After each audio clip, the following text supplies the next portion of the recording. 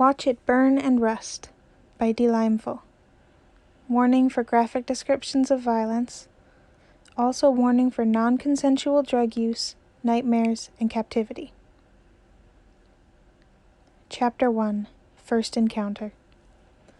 Patton woke up to his feet being dragged across slick metal flooring, and the pain along what seemed like every inch of him.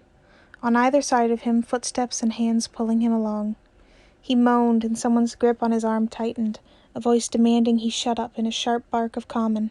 It wasn't much of a threat. He doubted they could do much else to scare him at this point, not after...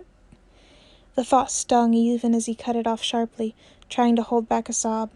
He'd forced himself into optimism day after day while stuck on the smuggler's ship, hidden somewhere in the backwater corners of some mostly barren nebula, but this was it. This was the point where he couldn't fool himself any more. They'd stripped him of his coat, the gossamer feathers that lined his limbs and back torn away. It was the only reason they'd taken him in the first place. Ampens were common enough that they didn't sell well, and so smugglers didn't often target them. It just so happened that he was one of the rare few with bright, phosphorescent plumage. He'd been so proud of it, too, before this, always happy to make his feathers glow iridescent for the kids or for the sake of a bad pun. Now they were what had gotten him into this mess, and they were what was going to ensure he never got out of it. Ampens weren't designed to be plucked. His feathers were meant to let him siphon energy from the air. Without them, he would need to be touching someone directly to feed, and smugglers weren't known for being cuddly with their victims. He'd heard the stories. Tragic, cautionary tales about captured Ampens wasting away from illness in solitary cages. He'd just never thought that would be how he went out.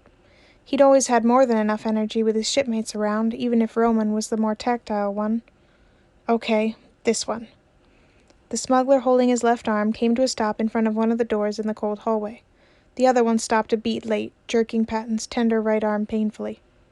Wait, isn't this the human's cell? They asked, uncertain. Patton felt the soft, fur-like down along the back of his neck and spine rise in alarm. Human? Yeah, weren't you paying attention? Ampens don't have a shelf life, and we all know how humans are. It'll get rid of this one, and we won't have as much trouble managing it for a bit. 2 problems solved at once. The second smuggler responded, but the words were static in Patton's ears. They were going to leave him with a human. How had they even captured a human? A rusty screech made him jerk his head up, and he realized the door had been opened just in time to be harshly shoved through. He hit the ground with a thud, scraping his legs, and seconds later there was a slam and the lock clicked into place. He scrambled to his feet, clawing at the door hopelessly for a minute before a rustle made him turn and flatten himself against the wall. The human was large, not the biggest he'd ever seen, but definitely much larger than him. It was said that humans could take down creatures twice or even thrice their size, though, so it didn't really matter how big it was. It was half-crouched in the shade, most of its features completely obscured, but he could see the smooth, near-hairless skin, even in the dark. Patton remained frozen. He'd heard that humans didn't have the same sight abilities as other creatures on their planet, so maybe he would be safe if he didn't attract his attention? There was a long, low exhale from the corner, and the human lowered itself, somehow fading back even further into the corner until it was visible only as the barest shape. He hardly dared to breathe. Was it truly that easy? Humans were bloodthirsty, cruel death worlders. They ran off of some of the most potent chemical combinations in the universe, and some of the most infamous massacres were due to humans fighting brutally to the last. Moments passed, and he slowly sunk down, bit by bit, to the floor. The human didn't stir, and he sat there, wondering how he was going to handle all this, until his eyes drooped shut despite his best efforts.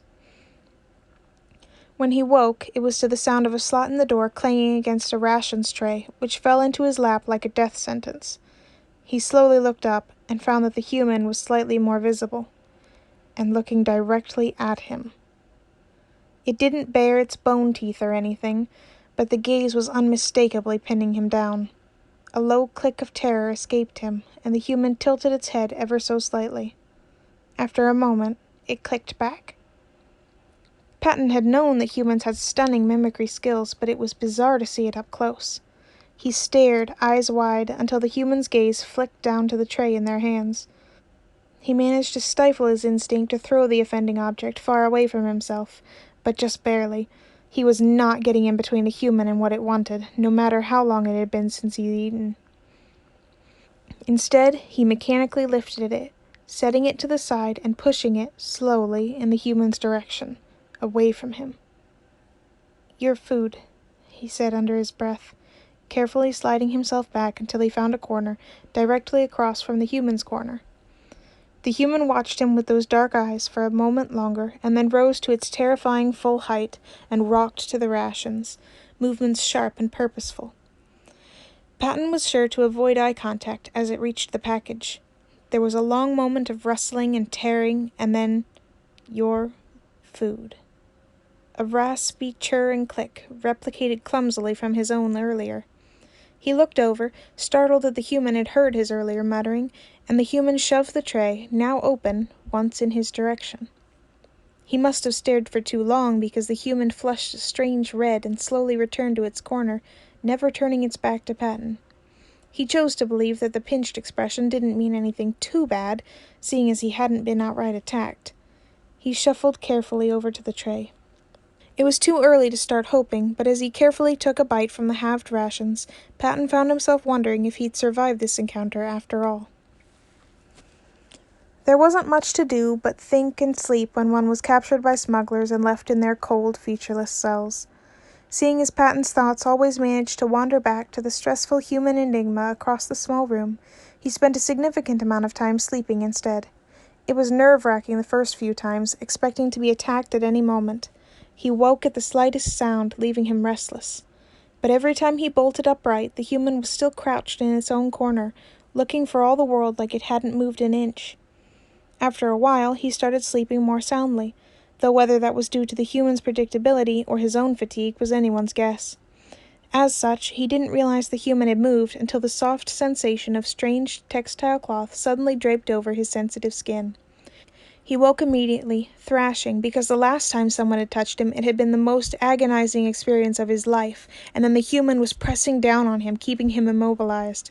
He twitched against the immense force, but the human must have run into Ampens before, because the fabric created a barrier between its hands and Patton. He couldn't take any more energy without direct contact, and he'd barely had any to start with. There was no winning this fight. Patton felt his body go limp, drained from the struggle, and waited for the pressure to increase, crush him until he was no more. Instead, the pressure lightened significantly, a muted exhale coming from above him. What? Prehensile figures wrapped around his sides and pulled, dragging him over to the wrong corner, the one swathed in shadow. Patton's antennae twitched anxiously. What was it going to do? Disembowel him? Stars, couldn't it just be done with it already? A heartbeat later, the human backed off, turning to the door, and for the first time exposing its back to Patton. Before he could even begin to process that, the door swung open heavily and 4 smugglers crowded into the room. They all wore heavy, dark bodysuits and held rods that crackled menacingly with energy. They surrounded the human, who hadn't even looked in his direction, and one of them pressed a trank patch against its neck, making it turn and snap its teeth harshly, face thunderous. The others lifted their weapons, but moments later the human's legs folded out from beneath it, meaning that the patch probably had enough drugs on it to kill Patton 7 times over. "He certainly went easier than usual today," one commented, voice distorted by their mask. They seemed to be staring at the human's fallen body curiously. Another snorted, grabbing one of the human's limbs and pulling. "We gave it an amp in the other day. Probably still feels sated from tearing that apart. Now do your job. We don't have forever, and humans are dense creatures." "Yes, yes." Patton remained still and silent as the others assisted, hauling the human up and carrying him, out of the cell, the door swinging shut behind them. He slowly dragged himself from under the fabric, turning his head to investigate it curiously. It wasn't the human's shed skin, so it was probably an article of clothing he had been wearing. Why put it over Patton and then leave? Many humans had keen ears. The human probably heard the guards coming, so why attack then? Could something so ineffective even really be called an attack?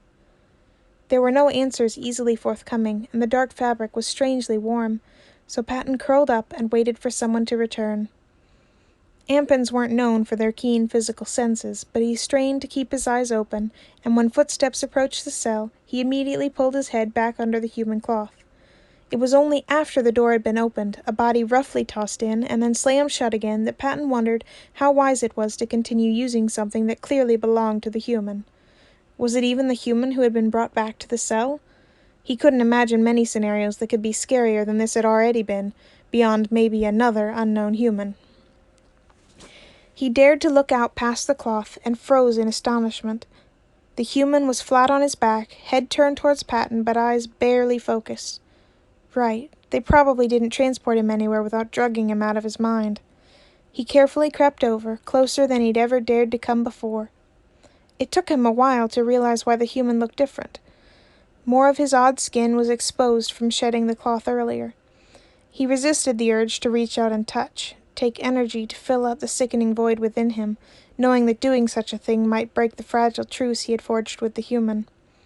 The human took a long moment, and then seemed to finally register Patton's presence. His face twitched into an almost snarl, but the motion ended as soon as it began. Instead, he let out a long, low sigh, and his head lolled back. Patton, like most in his nebula, didn't know anything about human body language beyond, if it looks at you, run. So he could only assume that this was some sort of threat display out of anger or unhappiness at his current state. He scrambled back a bit to give the human space, and then grabbed the cloth, bringing it over and even daring to gently drape it over the human before darting back again. The poor thing had no insulation built into his skin. It was no wonder he had all these outer layers for warmth. Patton slowly retreated to his own corner, wondering why the human had used it on him. Maybe the lack of feathers made him worry that Patton was uninsulated as well? It wasn't exactly what anyone would expect for a human to do. They weren't known for rampant mothering instincts. But Patton hoped it was true regardless. After all he had now was his optimism.